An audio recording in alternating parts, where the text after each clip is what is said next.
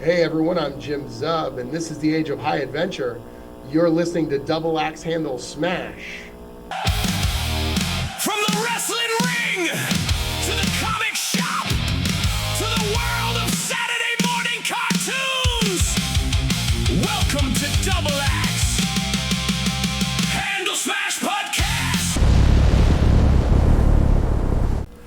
Welcome everybody to the Double Axe Handle Smash Podcast. I'm your host, Johnny O, and of course, I'm Josh O. And together, I guess we're the Oh boys? Oh boys. That we've got to come up with something better than that. that's horrible. Yeah, Get the people in marketing on that. I thought you were a genius about this stuff. I thought you were. Oh, well, I guess we're screwed. Yeah. Anyway, we got a really awesome guest today. So we are huge comic book fans, and we've grown up on all these books. Mm-hmm. And one of the biggest books that I know around is Conan the Barbarian. And joining us right now is the current writer to Conan the Barbarian, Jim Zub. Jim, how are you doing today? Thank you for having me. I'm doing pretty good. I'm sort of post-convention. I just did San Diego Comic-Con and Gen Con, which is why my voice is a little bit crispy like bacon, but otherwise, I'm doing really well. Good. Well, I guess we'll just get right into it. One of the questions that we want to start you off with is, what made you a comic book fan? Did you grow up reading comics, and what comics were they that you read? Sure. I mean, I think like most people, I would, read comic strips in the newspaper or things like that, Garfield and, Hagar the Horrible or whatever. But actual comics proper, I would see the old Spider-Man TV show, the cartoon and things like that. And then there was a used bookstore. I grew up in Oshawa, Ontario. It's about an hour east of Toronto. And they had a selection of comic books there. And we would go in, my dad and my mom would want to buy used books and things. And I would dig through the comic books.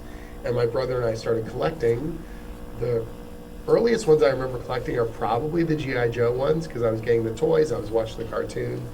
And then Spider-Man was always kind of there. So once I could start buying my own comics, I started collecting Amazing Spider-Man. And through that, I kind of unlocked the Marvel Universe. Like, my brother and I became pretty obsessed. We were trying to buy as many of the books as we can. We got the official handbook of the Marvel Universe, and that became like our Encyclopedia Britannica for like everything Marvel. And we would test each other on them. We would study the stuff. We would read like crazy. And I think my parents were a little wigged out at first, but my vocabulary improved, and I definitely showed an aptitude for wanting to read more and more thanks to comics, and then of course novels and other things like that. So it was pretty baked in right from the start. My older brother was my proto nerd, and I followed in his footsteps, collecting comics, playing video games, and eventually Dungeons and Dragons as well. Hey, it looks like you have a comic book behind you there. What is that book? Yeah. Conan? That is actually the original. That's a Conan the Barbarian #1 from 1970. So that's Roy Thomas and Barry Smith, eventually called Barry Windsor Smith. And that's the start. Well, for a lot of people, that's the start of the Bronze Age. And obviously, it's the first Conan comic. I finally got a copy last year at MegaCon in Orlando. It was an awesome experience. It was funny because I was talking to this retailer while I was at the show. We were chatting, and I was asking about his copy. I wanted to get one that was raw, didn't need it to be CGC graded or anything like that. His looked good. He handed it to me, and we were chatting, and he said, "Man, this thing probably would have been cheaper a couple years ago." And then he glanced down at my badge, and at MegaCon, it's got the actual name of guests on the badge. And so he went, "Oh, this would have been cheaper, but not anymore because it's all your fault." Because the new Conan series launched in 2023, and it's been an incredible success. So yeah, I was happy to pay more for the collectible because Conan's back and Conan's kicking butt, and it's nice to have that little piece of history on my shelf. So how did you break into the comic book industry? It really depends on how you look at it. It's like I broke in sort of 3 different times in different ways. So my first comic that I ever made was actually a web comic that I made in 2001. I went to school for animation, like classical style animation, Disney style hand-drawn stuff. And so I worked in TV animation for a couple of years. And while I was working on that, I had started, the internet was becoming more and more of a thing as we flipped over from the 90s to the 2000s. And I was reading all kinds of these webcomics. These guys like Scott Kurtz had this comic strip called PvP, the original Penny Arcade strip, stuff like that.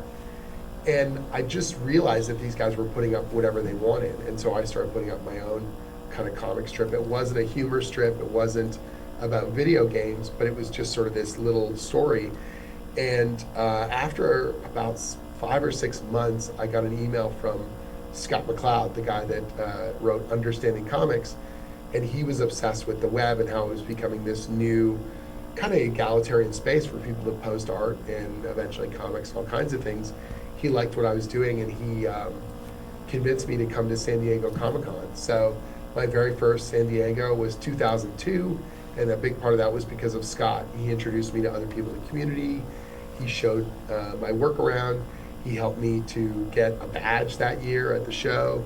And I could finally see that there was, this might be a future occupation, something that I'd want to do. But I had student debt. I had, work and things that was sort of keeping me tied down to those day-to-day kind of responsibilities. So it would take a couple years. About a year later, I had joined a studio called Udon, and they were starting to publish their own comics. They got the rights to do Street Fighter based on the famous video game franchise, and they were going to be going to San Diego Comic-Con, and so I went with them sort of as staff. I had started doing some comic book coloring, and hilariously, one of my first credits that I ever colored was on reprints of Conan, just completely out of the, strange coincidence nowadays. So when Dark Horse got the rights to do the Conan series, they were reprinting the original Marvel stuff and they were getting it recolored, so I colored some of those through the Udon studio. And then a few years later, I got my first writing credit. So that was when I was working on some of the different Udon books, finally started to get on people's radar that, hey, this guy can write, he's got good ideas. But it would take years, like, depending on how you measure it, probably around 9 years before I started getting really regular work in comics, 2008, 2009. And then I launched my own Image comic series, Skull Kickers. That comes out 2010. And finally people are like, oh, okay, this guy's got some cool ideas, or this is some fun stuff. And eventually started getting regular work through smaller publishers, Dynamite, IDW, eventually Dark Horse, and then from there, DC and Marvel. And so it was a slow climb, Looking back on it, I'm sure I could have sped up that process, but I was learning all kinds of amazing things along the way. And it's one of those weird things where, depending on when people found my work, they think that I've been doing this for a long, long time, or they think, if they just know me from Conan or just from Marvel stuff or things like that, they may think I've only been in the industry for, 8 or 9 years. Wow. A lot of interviews that I've seen, not many people take in consideration what it takes to be a writer. So, like, what does it take for you to be a writer? Like, how hard is it, and how much time does it consume for you? Do you have time for your family? And I don't know if you have kids or anything, but how do you balance that? What's it like? Yeah, it's definitely been a learning process. So, the art team is going to spend the vast majority of time with a comic, especially on a monthly book where there's that real grind and you've got to get that thing out the door. So obviously the more of it you do, the faster you get. So starting out, I would probably say that I spent, well over 9 or 10 days on a comic script. I would just tussle over every little part of it, every panel, every description, every bit of dialogue. And the longer that I've done it, the more that I've now written over 300 single issues, like over 70 collected trade paperbacks or graphic novels. Obviously, I'm a lot faster. I know how to break down a story quicker. I know if something's working. I think a lot more visually, so I'm able to describe things a lot cleaner and more direct. And I think the dialogue, I've got a better balance of how much I need on a page or how much is going to work in a panel. But I think that's like any kind of creative skill. At first, you're really trying to figure out the basics. You're learning by doing. And then over time, it just gets easier. but then you're challenging yourself in other ways. You're challenging yourself with the types of projects you're doing, or the complexity of the stories you want to tell, or the source material that you're trying to dig into. So I probably spend more time doing research and building those story ideas now than I do the actual scripting, the writing. And then the art team is spending, weeks and weeks on those pages. It's a heck of a lot easier to say, an army charges over the hill, to type that on a panel description than it is for some poor artist to draw that on the page. And so you try and balance it out, where you want to have those big epic moments and you want to have those kind of blowout scenes, double page spreads and things like that. But you're trying to balance it against the overall production, deadline and things like that. The joke is that comics don't have a special effects budget, but they do, in the broader sense that they, the artist has to be able to pull it off, and they have to be able to complete the work. So not to get, too kind of, not to get too belabored about it, but it's like, every project is a collaboration. You're working with that art team, you're trying to come up with ideas and build stuff that they're going to really enjoy. The hardest projects are ones where the artist isn't yet assigned. If you're writing a script and the artist is to be determined, that's the tough one, because you don't know what they like, you don't know what their style is, you're not able to lean into their strengths. And so thankfully I'm at a point now where almost every project I work on, I know who I'm going to be working with, and the first step in that process is getting on a call with them and brainstorming, or just finding out what they love about the project and what they really want to draw. Is it hard being an artist yourself and actually like dictating what you want to see in what you want the artist for your book to do? Like, because you're already an artist, you kind of rough draft something and then you're like, hey, Sure. can you make something like this? Or Yeah, I try and describe the panels in a visual way. I'm trying not to lock someone down that they feel like they're trapped by the description, but I want to give them enough inspiration that they're excited. Again, it's one of those things where I've learned how to sort of step back from it and not be quite as possessive. Like, the reality is, the comic is a collaborative process, and everyone in the chain is going to have their piece of it. And so you want to find the right people and then let them be the best that they can be. Like, the kind of art that I prefer to do is usually more kind of cartoony or animated. And so something like Conan the Barbarian is not a book that I would normally think of to draw. And it would take me much, much, much longer to draw it than the amazing skilled artists that we have on the team. And so it's easier for me to obviously let that go and lean into it. Let Roberto Della Torre or Doug Braithwaite or Fernando Dagnino or one of the amazing other artists that we work with just cut loose and go wild and draw the best damn pulp action that we can imagine. yeah. Have you ever written something where you almost felt the need to apologize to your artists, going, dude, I know this is going to be a lot of work, but come on, this has to happen? Yeah, absolutely. There are definitely scenes in a lot of projects where when you read a comic book script, it's not like a movie script or a screenplay or a script that you would use for theater or something like that. There are breakdowns and there are technicalities. Here's panel one, or here's how this 2-page spread's going to work, or whatever. But there's a lot more just general kind of dialogue between that things you want to impart to the team. Sorry. And so something like if I know a sequence is going to be really, really difficult, I will say that flat out. Okay, this scene is just balls to the wall action. This is going to be really brutal, tons of death and destruction, and this is our $100 million moment. But don't worry, I'll make it up to you later. Like, the characters are going to walk in the fog later, or there's going to be a desert. There's going to be a lot less, stuff for you to draw because you did that apocalypse explosion, blew up the city, had bodies flying everywhere. Whatever it might be, you sort of have that back and forth dialogue with the team. There was one sequence that I wrote in Rick and Morty versus Dungeons and Dragons, where Rick gets transported across dimensions, and for a moment he sort of sees the evolution of time. And so I'm literally like, okay, we're going to start from a zygote, and then we're going to carry through to the evolution of cells, and then we're going to have animals, and eventually it's all going to lead to Gary Gygax and Dave Arneson rolling the dice on Dungeons and Dragons. And it's this like ludicrous span of time and ludicrous amounts of stuff on the page.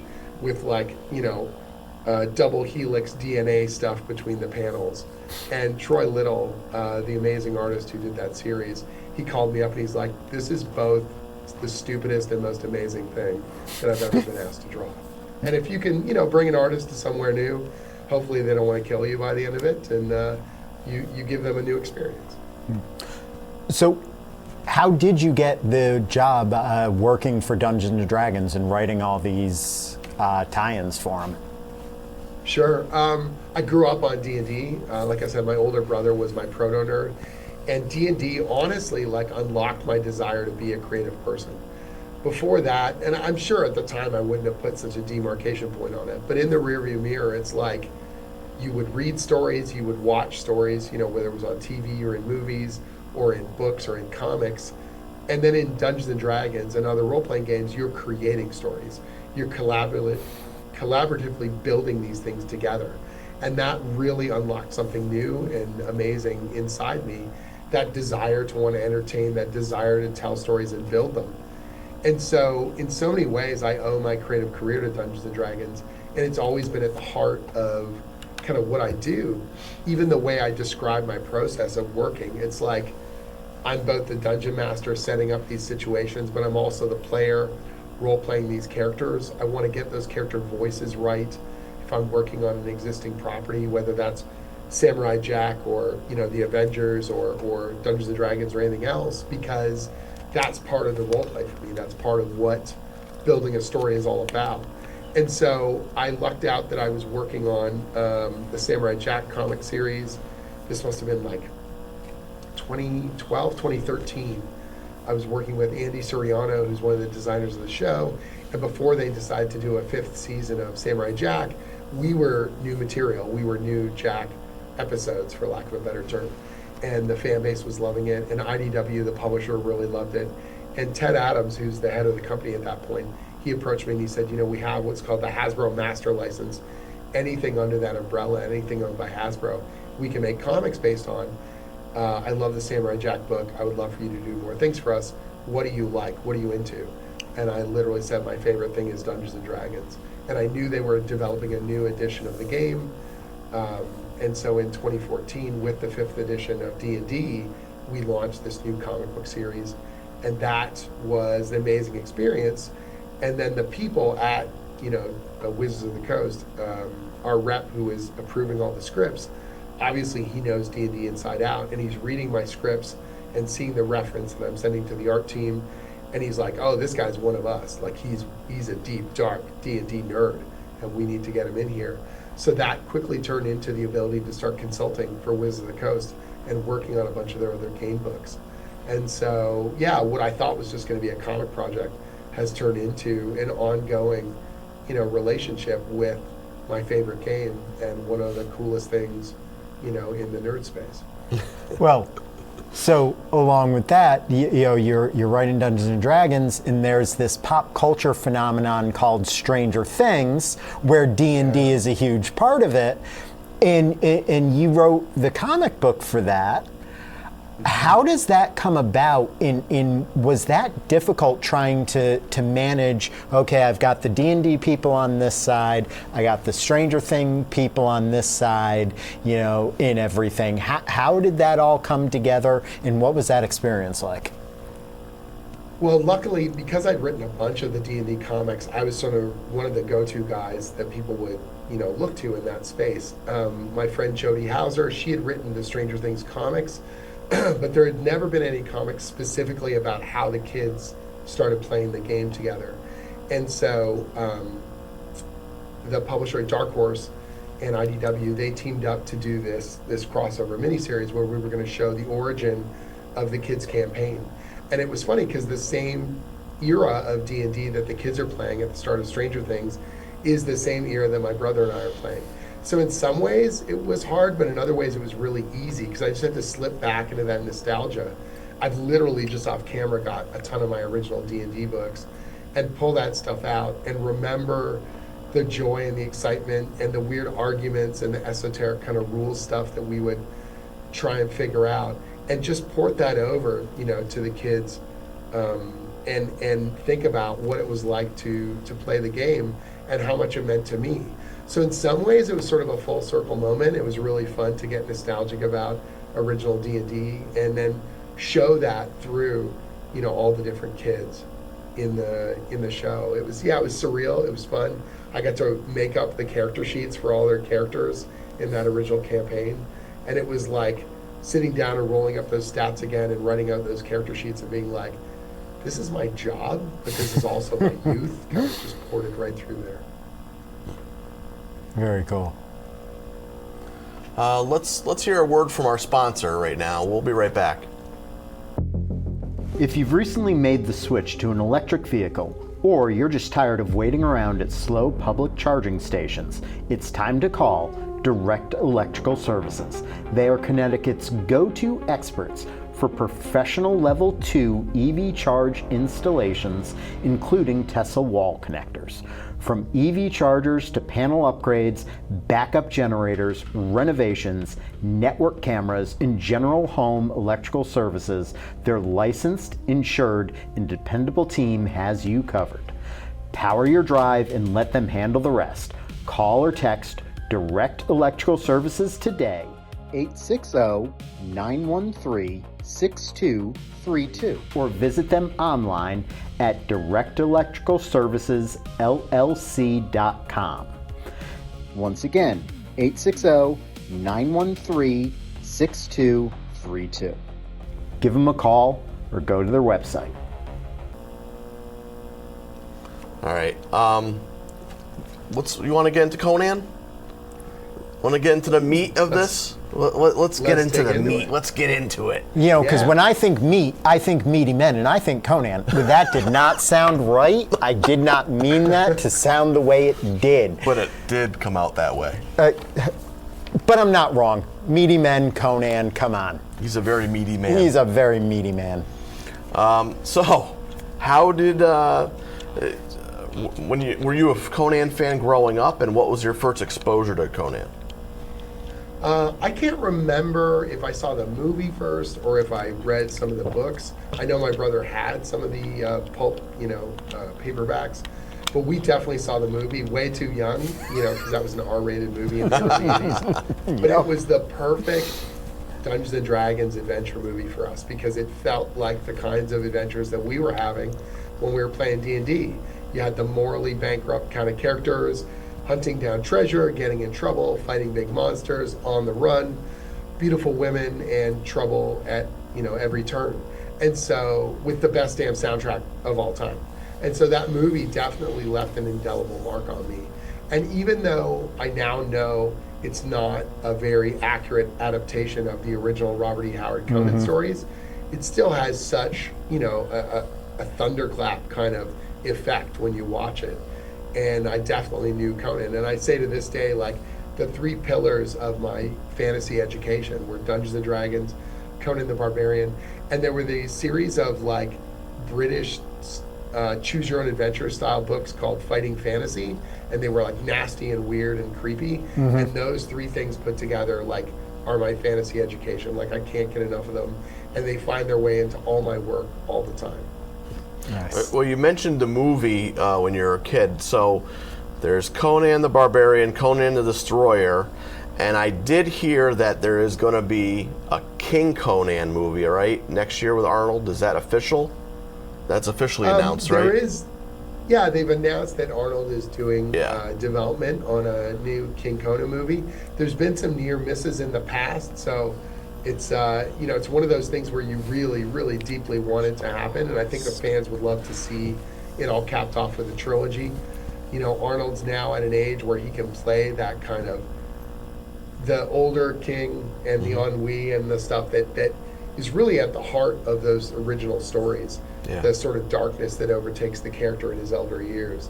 And so I'm hopeful. You never want to assume. Hollywood stuff always runs a little strange, but and from what I know, it's as close as it's ever been, and everyone's mobilized and motivated to make it happen. So my fingers are crossed, and the rights holders at Heroic Signatures are, on the march and really trying to make this thing happen at last. So in the beginning of the other Conan movies, the guy who did the voiceover, I know he passed away, but here comes Conan. Mako. That's what his name. I always loved that He's guy's the same voice. guy that did the narration, and he was a coup in Samurai Jack as well. Wow, Ah, I didn't know that. cool. Yeah. Who would you, if you could cast somebody to play and take Mako's place for that voiceover, man. who would you pick? That's one of the things I was thinking about on the way here. Oh man, I do not know. Part of the problem is that voice is so indelible now. Iconic. I would really have to think about it. But I just in think terms of whoever narrators. does the movie though has to have that opening crawl or opening, even in the comic book. What is it called? Welcome to the days the of high Nemedian adventure. Chronicles is what they call it. Yeah, the Nemedian Chronicles Yes, is that. yes. Yeah. They have initial to put kind that of in there. burst. That would be so great. Amazing to get that original. It's funny. I've been listening to the audiobooks of Dungeon Crawler Carl. So I don't know if you guys have heard, the audiobooks are crazy good. There's this guy, Jeff Hayes. He does the majority of the voices, and he seems like he's a chameleon. He could do any voice. So I wonder if you could get him to do his best Mako and just do that original narration in that style. Maybe that would be pretty cool. I've been practicing for weeks on this, I just can't do it now because I don't have it in front of me. But I do a pretty good one. It's so good. Yeah. What's amazing to me, if you get a chance to read the original Robert E. Howard stories, like the original Conan stories are from the 30s. Conan's older than Superman by 6 years, and they were pulp short stories in Weird Tales magazine.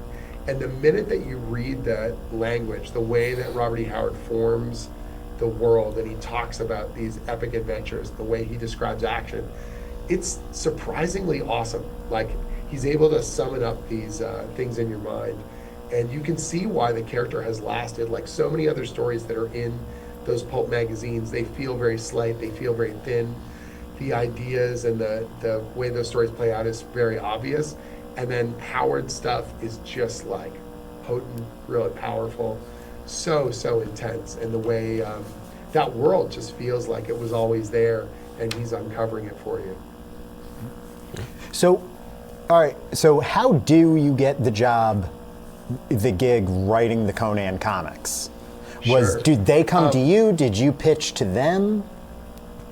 I've written quite a bit of Conan before I got kind of handed the franchise, for lack of a better term. So the first Conan story I get to write is actually co-written with Gail Simone. So Gail is writing Red Sonja at the time. The two characters used to be both at Marvel, and then eventually the rights to those characters get separated and pushed to different publishers. So in 2015, they're going to bring them back for a special crossover. Conan's at Dark Horse, and Red Sonja's at Dynamite Comics. And Gail is writing Red Sonja, and she wants to have a co-writer for this Conan team-up. And she knows I'm a big fan of the character. It's come up in conversation. We're friends. And she asked if I would come on board. And I think, this is my only chance to be a bard for the Barbarian. This is going to be so cool.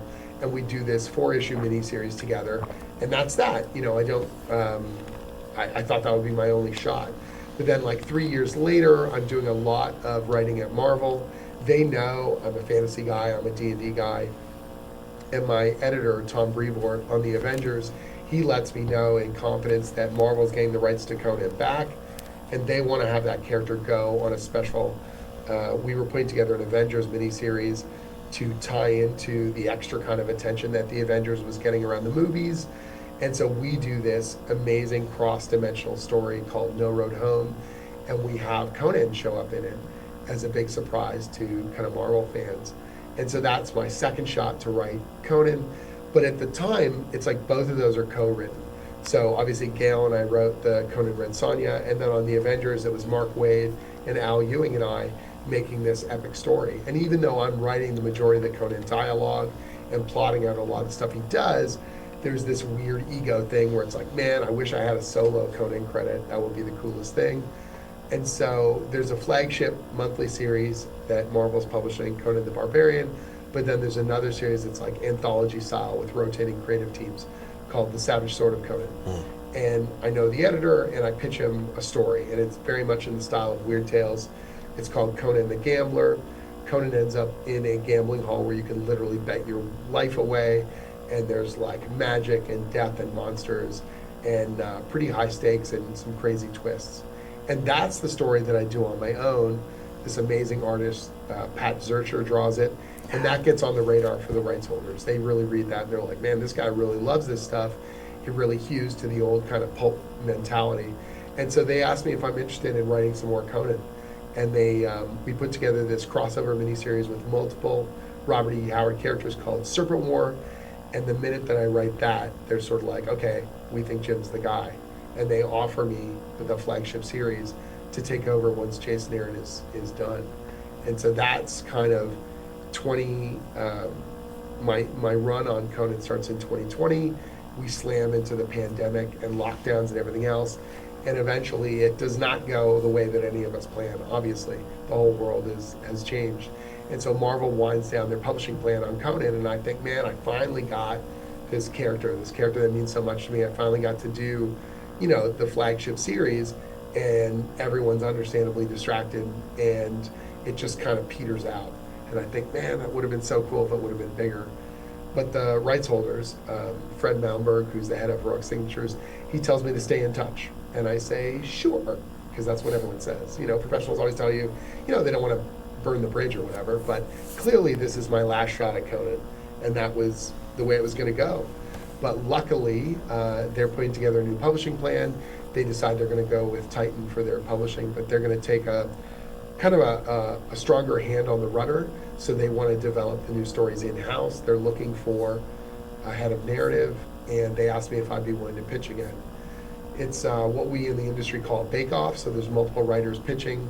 I think there were 7 of us that pitched to try and get the Conan franchise, and I was relatively convinced it was not going to be me because I had just done it over at Marvel. I told my wife I wasn't even going to pitch at one point, and she gave me the business and was really, really mad because she knew how much I loved it. And so I pitched my heart out. I just pitched the ultimate kind of, if I had my druthers and this was, new ground floor start, here's the things you need to know, here's how you got to win the fan base back, here's what you need to do going forward, and here's how we build a really strong foundation for a character that used to be a bestseller. Like in the 70s and 80s, Conan was absolutely one of Marvel's biggest titles. Mm-hmm. And the majority of those fans have not died. They're still around, but they don't feel like they're served by the current market. What can we do to put out the olive branch to them without turning away the potential for new readers? And so we relaunched Conan. I somehow got the diamond again, and they really liked my ideas. We relaunched in 2023, and as of this month, issue 33 of Conan just hit the stands, and I'm signed on for at least another year on the series. I'll be running through to issue number 50, and with a bit of luck, somewhere beyond that as well. I was just going to say, that was actually the next question. I heard you were on until issue 50, and I was wondering if there's a chance that you can continue on from that. Do you want to, or you just don't know? You want to move on to something else?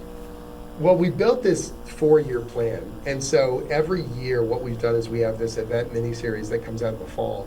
The first one we did 2 years ago was called Battle of the Blackstone, and that tied together a bunch of mythology and really cool stuff from Robert E. Howard stories and different characters across time. We built on that with another miniseries last year called Scourge of the Serpent. This fall we have another one called Tides of the Tyrant King. And the one we have coming next year, which hasn't been announced in terms of title, is sort of the big finish. It's all the pieces that we've been putting together.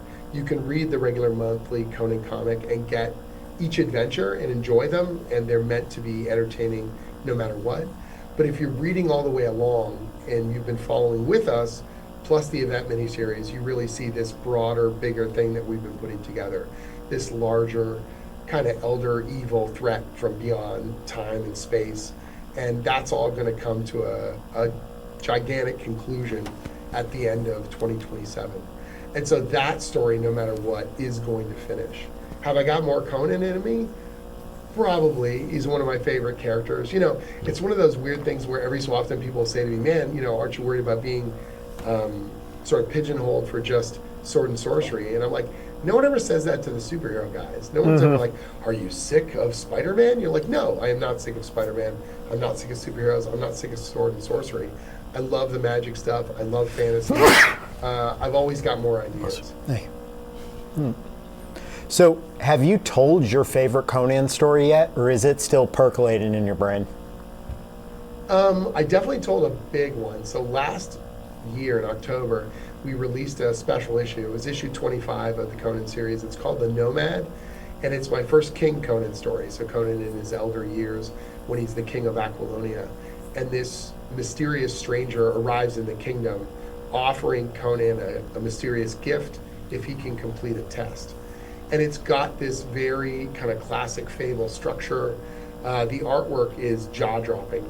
Alex Horley, who normally does just cover artwork, and he does full oil paintings, he painted every page of the story. It took him almost a year in between his other projects, and it's 38 pages of just oil-painted, cover quality, phenomenal storytelling. And we did this greatest hits collection of big Conan moments.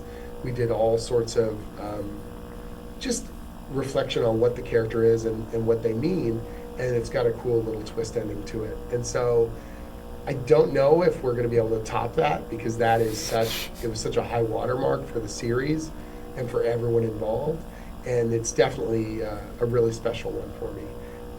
To the point where Titan is actually doing a separate hardcover of just that story, an oversized hardcover that's going to come out this fall. It's going to have a bunch of development work in there, a brand new interview with me, and just really kind of lavishing attention on that story to give it the kind of, the reverence that the fan base felt when it came out. And so, I don't know, it's definitely a special one, and you always want to keep striving and try and hit new highs, but I have a feeling that one's going to be hard to top.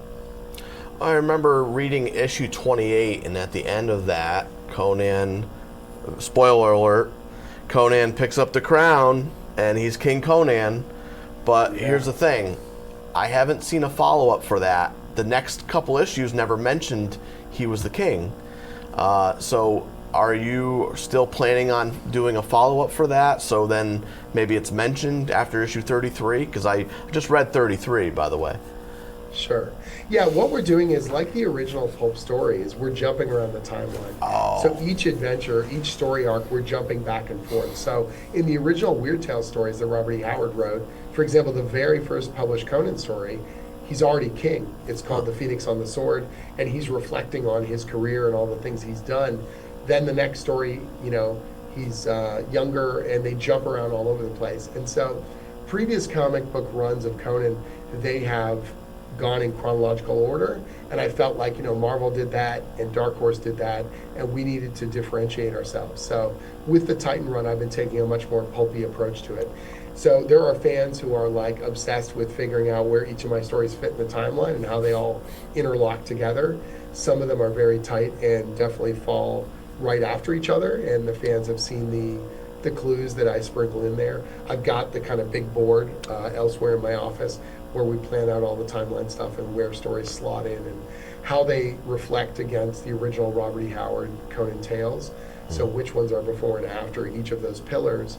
It's hard to tell sometimes. Yeah, that Conan, what's that? It's hard to tell, like sometimes when you're reading, it's hard to tell which order they're in. Yeah, if we start a brand new, if there's like a part one of an adventure, we've usually shifted in some way, shape, or form. So the current story that we're doing, we did one that was called Ghosts and Echoes that just wrapped up, and that one takes place before Conan's the king. And now the brand new story that just started this month is called Cursed Shores Beyond, and that rolls things back to when Conan's a pirate on the high seas with the Red Brotherhood. And Valeria, the character you may know, her name is used in the Conan movie as Conan's love, but she's quite a different character in the original Robert E. Howard stories. She's this pirate woman who, is the equal of any man on that pirate ship. And she and Conan have, romance and contentious moments and things like that. So it's a really cool portion of the overall timeline, and I'm excited to dig into that as well. But to answer your question, I definitely have more King Conan stories in mind, and those will be coming in the months and years ahead. Maybe you could be the next writer of a separate book, King Conan. Maybe that's your next thing. It would be awesome. Yeah, they did, in the 80s, they had two separate series running. They had the regular monthly Conan book, and then they eventually did have a King Conan where they kind of bifurcated it out, and they did later stories of the character. I certainly wouldn't be against doing more with, King Conan. It is a cool. I mean, the character himself, he's got so many cool evolutions. You know, the young character who thinks he's kind of unstoppable when he's the thief, and he's brash and got such ego, and kind of does it with might and verve. And then as he gets older and he becomes the leader of men and realizes that the civilized world does have its charms in its own way, and then eventually being pulled into becoming the king of Aquilonia, this barbarian king who is not part of that country, but now will lead them despite everything. So, Conan being this massive licensed property, what are the rules like? Dealing with a licensed property like Conan. Sure. Are there things like, do they give you carte blanche? Or are they like, well, you can do this, but don't you even think about doing X, Y, Z? Well, it's interesting. I've worked on a lot of different licensed stuff. Like I've written a lot of Marvel superhero stuff. I've worked on a little bit of Star Wars, and like I mentioned before, Samurai Jack or Dungeons and Dragons, even Rick and Morty, things like that. And each one is quite different. So depending on how the licensors feel about the comics, whether they want you to create new material or they want you to play in the existing sandbox. Thankfully, in the case of Conan, even though it's this venerable property, it's been around for almost 100 years and is sort of the bedrock of the sword and sorcery genre, we have a really good understanding. So they know that we need to create new stories. Like you can't just readapt the same tales over and over and over again. Otherwise, it's going to get tired. Fans aren't going to be surprised. They're not going to rush out to get the new issue. And so we're trying to do different things without going so far afield that it doesn't feel like Conan anymore. You need to use those sword and sorcery ingredients. You need to use that existing world. The character himself has got to be pretty, in each era of the character, he is himself and he's not going to change. But you're putting him up against threats maybe we haven't quite seen before. Or you're putting him in scenarios or in locations where we're not quite sure how he's going to react. And so that's kind of where you get, something different out of this existing thing. And thankfully, because I work directly for the rights holders, we can have those conversations. A big part of working on any of these things is building up trust. Like when I was doing Samurai Jack, some of the stories I pitched originally, and they said no. About a year into the run, I repitched those same stories, and they said yes because they had more trust in my ability to execute on it. And same thing with the superhero stuff as well. I pitched some pretty wild stories at Marvel, and part of it is your ability to convince the editors, the publisher, this is a cool idea, this is going to bring a lot of eyeballs, this is entertaining, this shows us new facets to a character or surprises people in unexpected ways. Our job is communication and entertainment, and the first people we have to communicate with and entertain are our collaborators. And so if I'm not pitching a story well enough that you understand why we should do it or what the value is in it, then that's on me. I got to go back, kind of pull all my material together and re-argue the case if this was, like a court case kind of thing. Like I got to prove to you this is the right way to go. And if my case isn't airtight, if you can poke holes in it, well then that's on me. We got to fix that, or maybe it's not the right time. Well, all right, so dealing with the Conan license, it was announced we're getting a Cole series. San Diego Comic-Con. His character that actually predates Conan. We're really excited too. Are you at all involved in the Cole series? Well, I've used Cull in our event miniseries, and so I sort of set a baseline in terms of how that character is going to look and feel in the Titan run. But John Arcudi is the writer, the guy who did The Mask and BPRD and a bunch of stuff. He's going to be writing the Cull series. Mark Buckingham, who's this wonderful celebrated artist who's Fables, Miracle Man and Fables, he's going to be drawing it. And so I'm not there to step on their toes. I want them to be able to have just as much fun and be able to build their own kind of space. The Thurian age of Cull predates Conan. Like if you think about it, the Hyborian age, which is the age that Conan adventures in, is essentially the post-apocalyptic version of Cull's time. all the spires and the beautiful shining locales of high fantasy of Kull have crumbled and been destroyed and turned into ruins and relics of the time that Conan is discovering them. And so there's obviously connective tissue there, and I'm using bits and pieces of it, but I want John to be able to just dig in and make his own stuff as well. And so I'm aware of what they're doing. All the story stuff sort of comes past me in the same way that the recent novels do as well, or other stories that are being developed for the Savage Sword anthology magazine.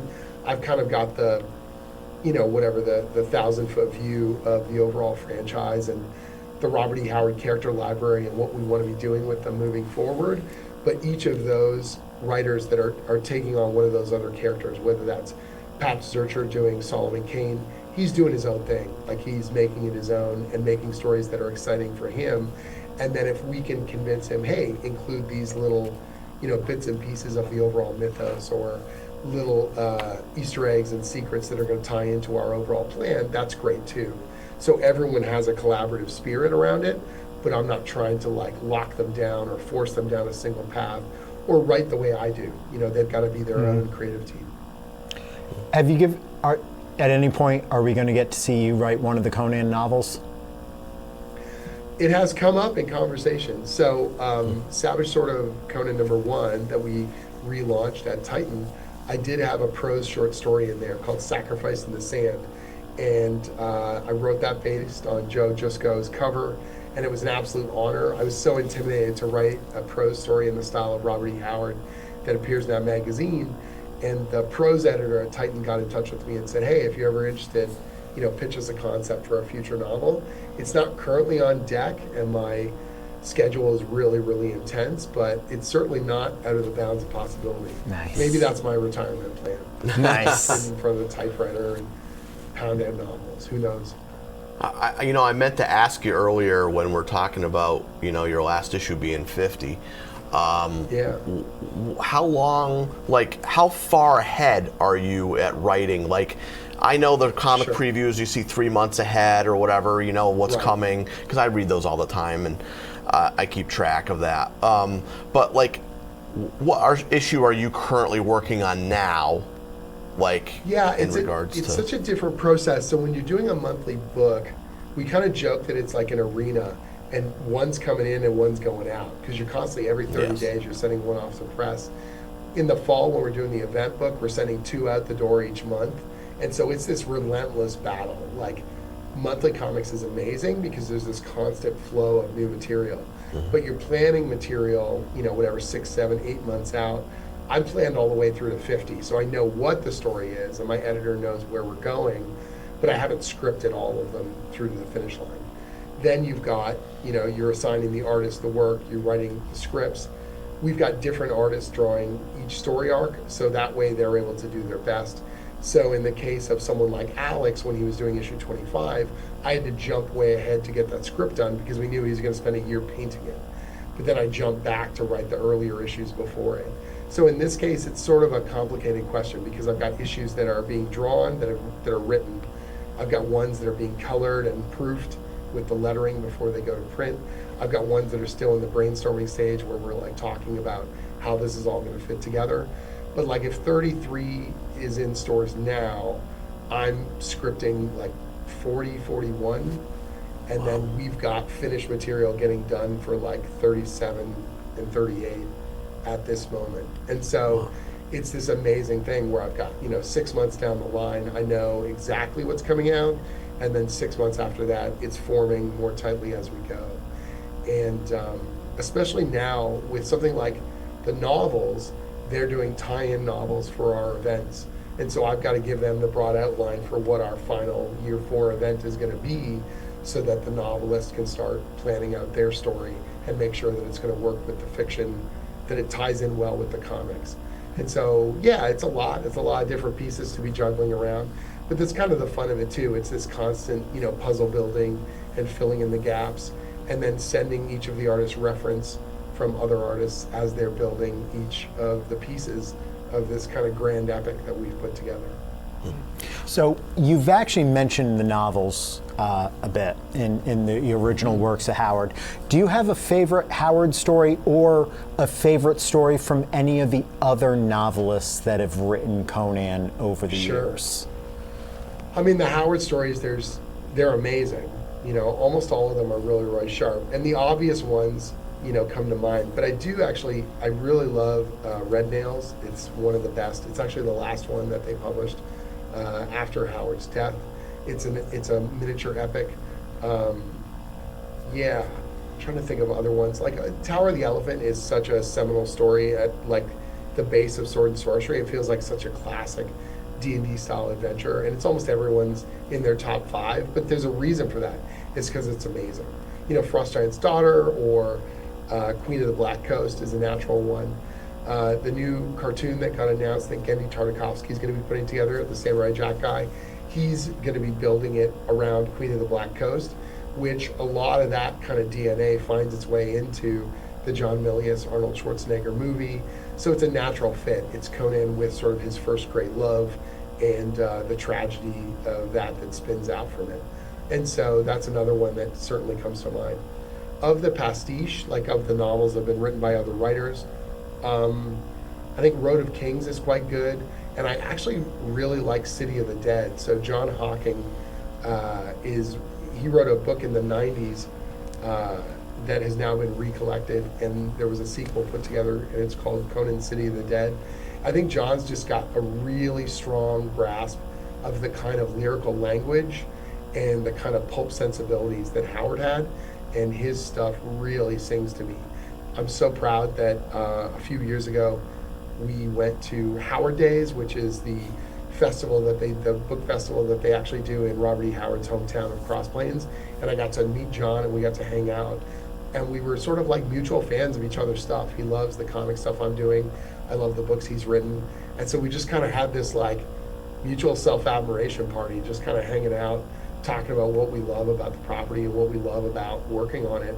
And he's always been such a great guy, and he's just got that mentality, and he's the kind of person that I feel like if we get more novels from him, we're definitely moving in the right direction. I'm going to ask this next question, but first we're going to have a word from our sponsor. Old Town Barbershop, come on in. $20 cuts look sharp again. Old Town Barbershop in summer. Looking for a fresh cut without the long wait? Stop by Old Town Barbershop in Somers, Connecticut. Now with 2 barbers on duty, there's no to little waiting, and haircuts are just $20. Need a little more? Beard trims and charcoal facials are also available too. Visit Old Town Barbershop, 48 South Road, Route 83 in Somers, Connecticut. 2 barbers, $20 cuts. Come on in and get cleaned up. And don't forget to tell them that Double Axe Handle Smash Podcast sent you. Connecticut. So what I wanted to ask is, this is probably the last question before Rapid Fire Smash.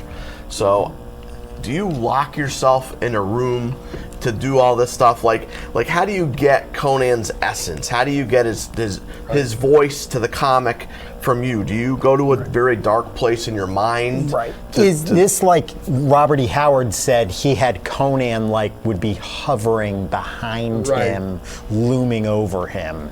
Like get everyone to leave you the heck alone. You just Yeah, Howard was a phenomenal storyteller and a myth maker. It's funny because in the letters he writes to other authors, he admits that he's kind of myth making when he talks about those interviews, and that Conan's looming over him, or he's possessed by Conan and smashing it out on the typewriter. But there's definitely moments when you feel. I think what I'm getting better at now is the language and the voice, that it comes to me faster, and that's just through sheer practice, through sheer marinating in the material and being able to do it month after month. You can't help but get better at it. And so whereas before I would do a draft and I'd do a second draft and then I would go back through it and just pour over the language, or my editor would call me up and we would go over every line and try and just get that cadence to the voice and the language and the narration. Now I already know. By the time I've got a line done, I can feel whether or not that's the right one, or if I'm going to have to circle back, or if I'm just going to workshop it to death until I really hit that mark. And so that's a big difference. So much of writing is kind of solitary. I'm here in my office, like literally this is the spot where I'm cranking away on this stuff. I've got reference material behind me if I need it. If I need that inspiration, I will read some of the original Howard stories or some of my favorite comics. I'll go back over my original outline. Some writers are what they call planners, and other ones are what they call pantsers. They write by the seat of their pants. And thankfully, I'm more of a planner, so I do a pretty tight outline. And with comics, the container you have to fit in. If it's a 22-page issue, I can't just add more pages. And so I need to make those 22 pages as powerful and potent as possible. So I'll plan out literally on a text file or a sheet of paper, 1 to 22, what is happening on each of those pages. And it's usually just one sentence or one line, or this is a dialogue sequence, or this is, comics have the unique part that we are revealing things. As you turn a page, something new is happening and being revealed to you.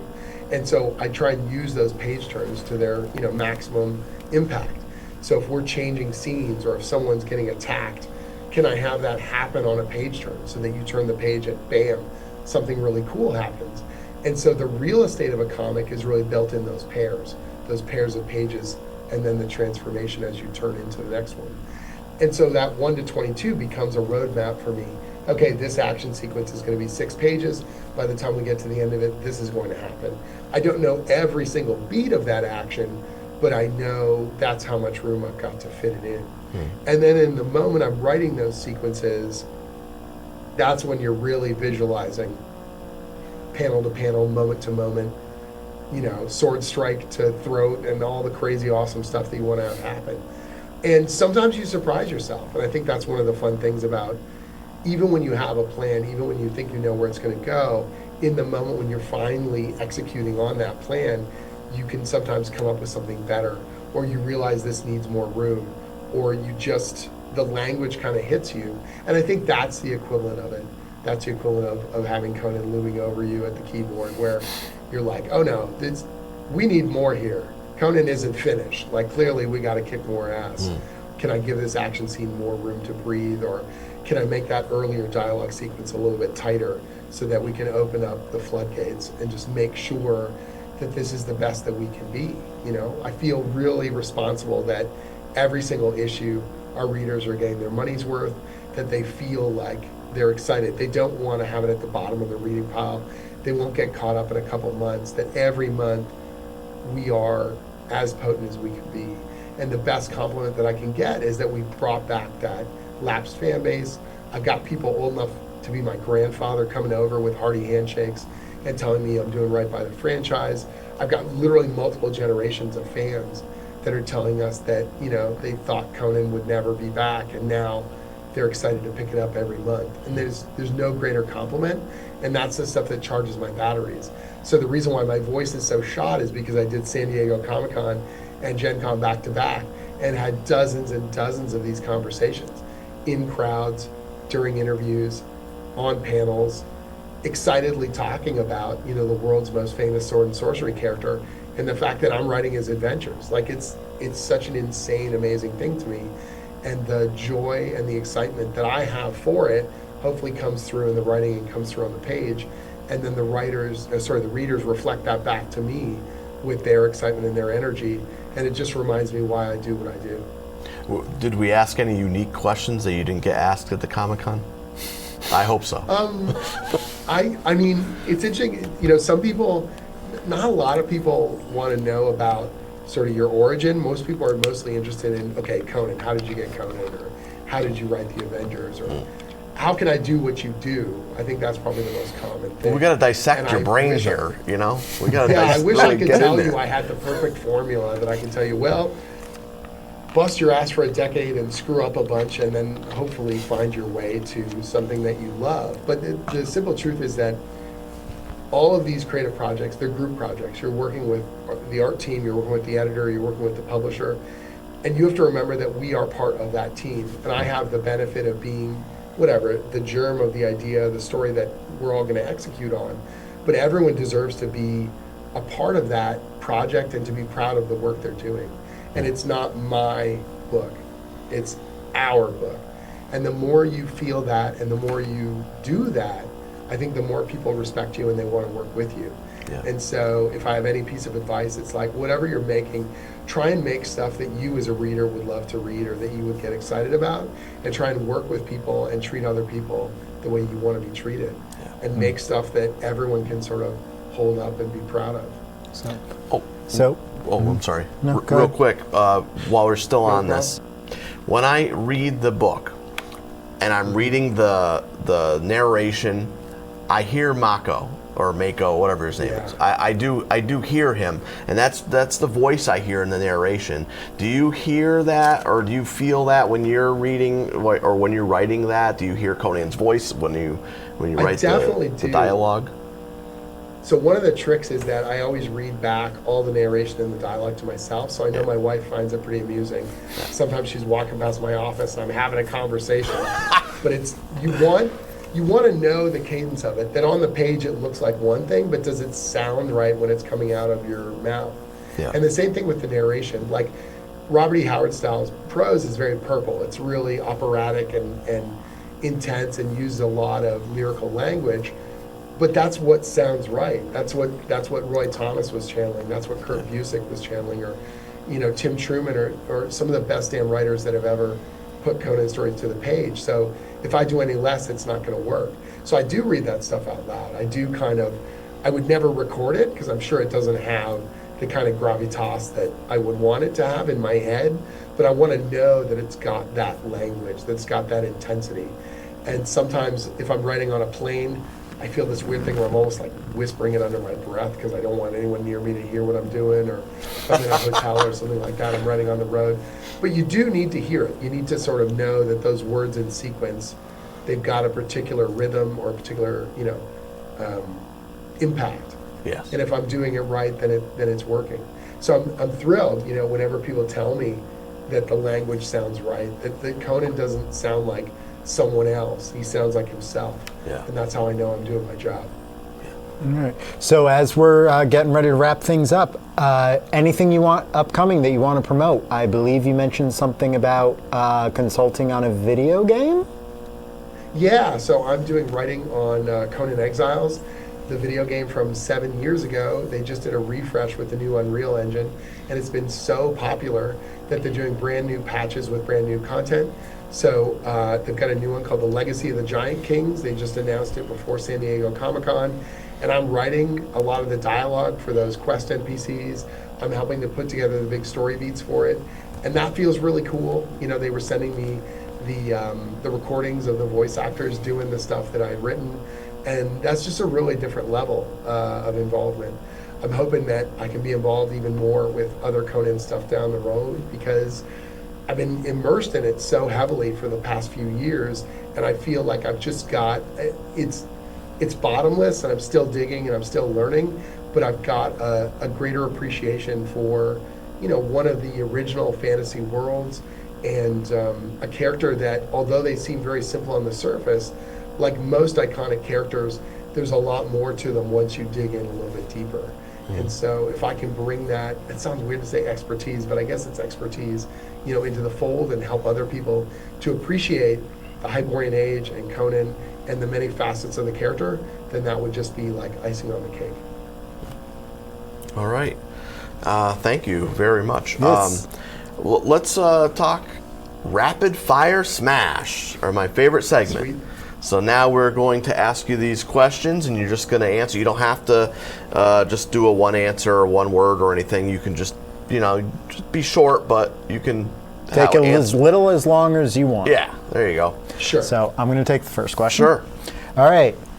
What is the best non-Conan Robert E. Howard creation?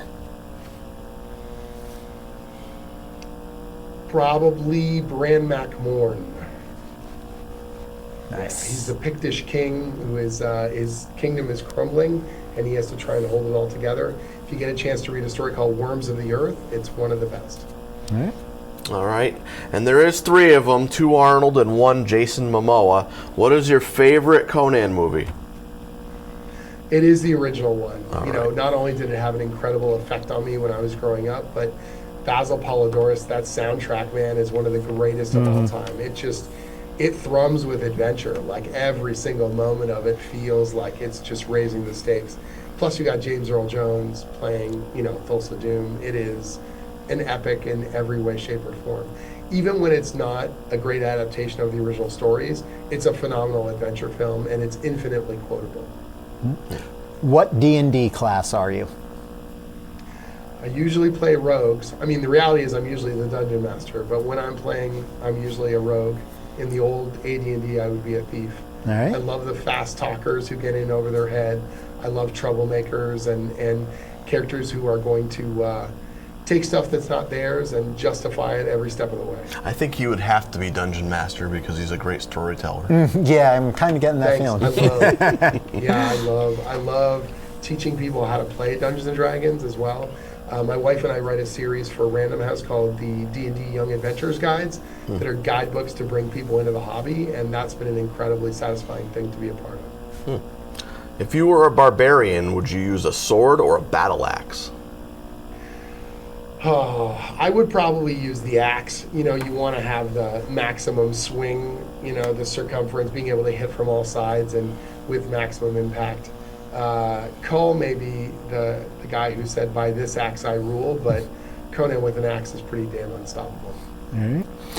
Would you rather have an indestructible shield or a cloak of invisibility? Ooh.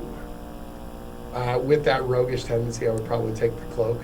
Right. And, you know, it also reminds me of the old D&D cartoon. I think the rogue character had that invisibility cloak she would move around Yeah. with, you know. Who would win between a fight between He-Man and Conan? Unfortunately, He-Man doesn't stand a chance. You know, He-Man was actually, the toys were supposed to be a prototype for a Conan toy series, and then they realized they can't really make toys based on an R-rated movie. Little did they know later on there would be Rambo toys and Terminator toys and RoboCop toys, but at the time they felt like that was a field too far. So He-Man owes everything to Conan's existence, and Conan would prove that by smashing his head in. All right. Would you use a longbow or a crossbow? Ooh, that's a good question. I would love to say a longbow because I think it's cooler and requires more skill, but the reality is I would probably use a crossbow for the ease of trigger to hit. What is the best Indiana Jones movie? I think there's like, what, five? Five of them? Yeah. I mean, Raiders is such a classic and it's phenomenal, but I saw Temple of Doom in the theaters when I was a kid, so it probably left a bigger impression on me. So it may not be the best. I think Raiders is probably the best if you looked at it in terms of the craft, but Temple of Doom probably left the biggest impression on me. All right. Who was the best James Bond? Sean Connery. We would re-watch those movies like crazy when I was a kid, and so he was my James Bond. All right. And the last question, according to him, he says there's a right answer. There is a right answer. And depending on your answer, that will determine if this was a great interview or a not so great one. Oh man, no pressure. Does pineapple belong on pizza? I'm not crazy about it. I'll eat it if I must, but it's not something that I will seek out. I guess I'm taking the win on that because he says he doesn't seek it out. I get the right win on that one. okay. Amazing. I'm taking it. I had it in Hawaii. taking it. I had it in Hawaii. It was called Sweet Pig. It wasn't called Hawaiian pizza, and it was really good. And it was like that thick. It was really good. Sure. Lahaina pizza, really good. Awesome. No. It's a crime against humanity. That's the end of that. But I was just thinking of something that I didn't ask, and I know I don't usually do this, but I have to ask this. There was a Conan cartoon in the 90s. Mm-hmm. I love that. I Conan the love Adventurer. I love that show. Love that show. Did you used to watch it? And what'd you think of I that? didn't, so And he had I was of Rathamon the instead age of that- Thothamon, or right? yeah, Or- so I or- was of the age that it was just outside of my, like I was a little too old for it, so it didn't really do it for me. I knew it existed, but Yeah. it wasn't something that I sought out. by that point, I had definitely moved on. I think I was reading like Vertigo comics and hoping I could become a goth or something. Like, yeah, I was not watching cartoons by that point. It's been way too long for a Conan cartoon. I really wish they would come up with one. Subtle, John. Subtle. Well, like I said, Gendy Tartakovsky has been announced that he's developing a Conan cartoon. Isn't that awesome? They actually had Yes, a clip it of is. him reading Queen of the Black Coast during San Diego Comic-Con, so could be very exciting times ahead. All I right. can't wait. So that will do it for us. And thank you to our guest, Jim Zub. And Yep. Go seek out his stuff. Go to your local comic shop. Go on to Amazon. However you do it, go buy some of his stuff. It's awesome. check out Conan the Barbarian. Check out all his stuff. I mean, I'm reading it. It is my favorite comic right now. Yeah, it's amazing. I love hearing that. Thank you so much. Yeah, thank you All for right. being such a great Conan. You know, you have taken this essence, and you are the man. You are the man.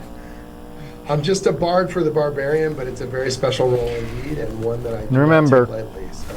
Oh, see a Keep shirt? calm. Keep calm and crush your enemies. That is awesome. I just have a lame Back to the Future shirt, but it's pretty cool. No, it's quality. It's quality. All right. All right, thank you so much. Appreciate it. Thank you. For Johnny O, And Josho. so long, everybody. Thank you for listening to the show.